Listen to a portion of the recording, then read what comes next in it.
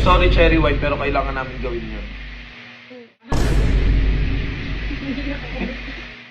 Alam niyo na kung gaano namin kamahal, kung gaano ko kamahal yan si Che.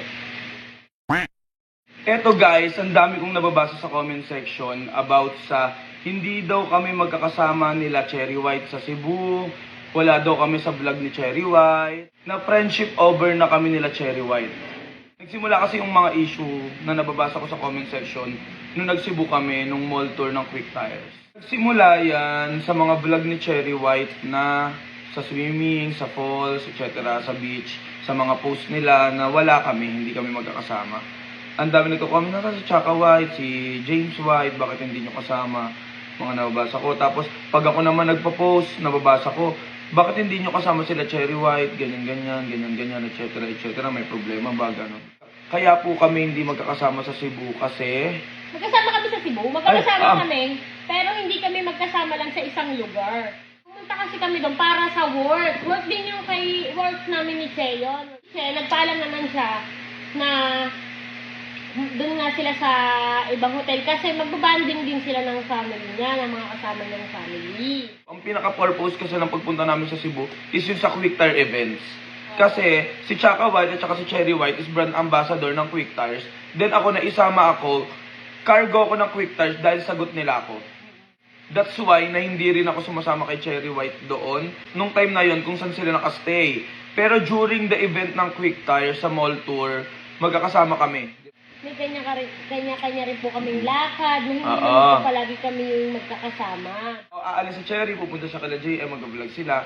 Kami naman, since hindi kami kasama doon dahil vlog nila yon, gagawa kami ng sarili naming vlog. Kasama namin si Rinch Jordan, si Kagawad Allison, O yung kung sino man yung o kung sino man yung mga maiiwan, nakakasama namin sila. Kasi trabaho. And unang-una yung sabi niyo na hindi tataas yung disco pag hindi ko kasama si Che. Proud naman ako doon pag kasama ko siya. Ang akin lang kasi si Che din yung nagsasabi sa akin na i-explore mo yung sarili mo. Na kahit wala ako, dapat kayanin mo yung pagbablog. Kahit wala ako kasi minsan busy din ako, hindi kita matulungan. Ayun ang inaano ni Che. Kaya gusto kasi ni Che sa amin is marunong kami tumayo sa sarili naming pangalan. Oo, ayun yung lagi sinasabi sa amin. Kami doon. Hindi niya lang kay Chaka White sinasabi yun, sa lahat sinasabi niya yun.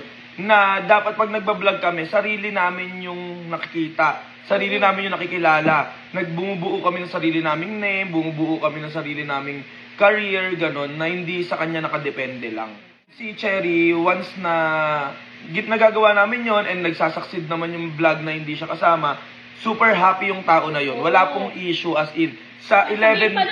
Ang galing mo, be. Ang galing mo na, ano mo yun, di ba? Kaya mo yun, pagpatuloy mo lang, ganun. Kasi may sarili rin pong buhay yung isa na hindi naman po namin pwedeng lagi siyang aabalahin para sa vlog.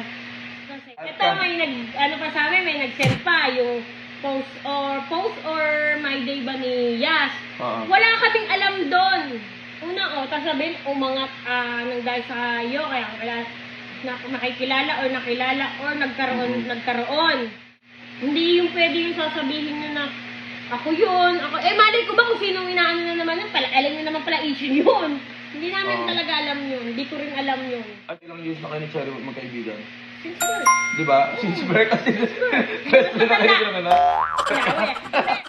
Kaming tatlo nila Cherry White, hindi pa kami vlogger. 11 years na kami magkakaibigan. So hindi namin sasayangin yung 11 years na yun para lang sa mga issue, sa mga naninira sa amin. Mas kilala namin yung isa't isa.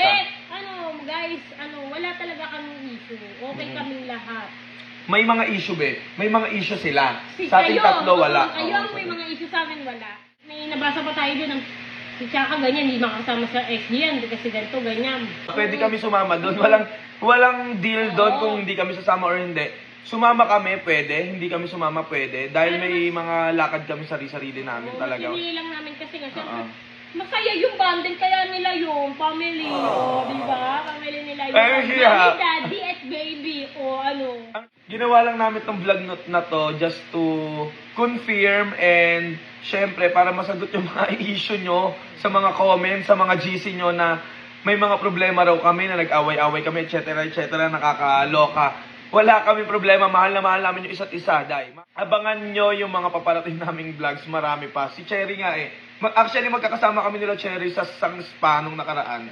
Dapat gagawin ko na tong vlog na to, kaso lang super busy talaga, ang tagal ng mga procedures na ginagawa, kaya hindi namin nagawa yung vlog na to na kung bakit daw hindi kami magkakasama. Si Cherry ang nagsabi sa akin na i-vlog ko to. Basta kung makita nyo man na may vlog si Cherry White na hindi kami kasama, may vlog kami na hindi kami magkakasama, or magkakasama man kami sa vlog, supportahan nyo pa rin po dahil kahit ano man yung vlog namin, magkasama man kami o hindi, wala po kaming problema, wala po kaming issue. Ano gusto mo sabihin kay Cherry? Be, I love you. Alam mo lang. Till death do us part. Ay, jowa. Be, I love you. Mahal na mahal ka tayo. Kung ano man yung mga issue. Happy lang tayo. Alam mo natin na marami sumira na nun. Marami nang sumisira sa akin sa'yo. Sumisira sa lahat ng ganun. Pero,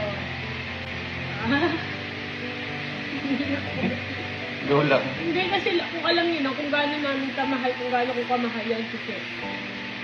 Kami yung mag-best friend ni Chen na hindi kami lagi nagsasabihan ng ganito ganyan. Pag hindi na lang talaga namin kaya.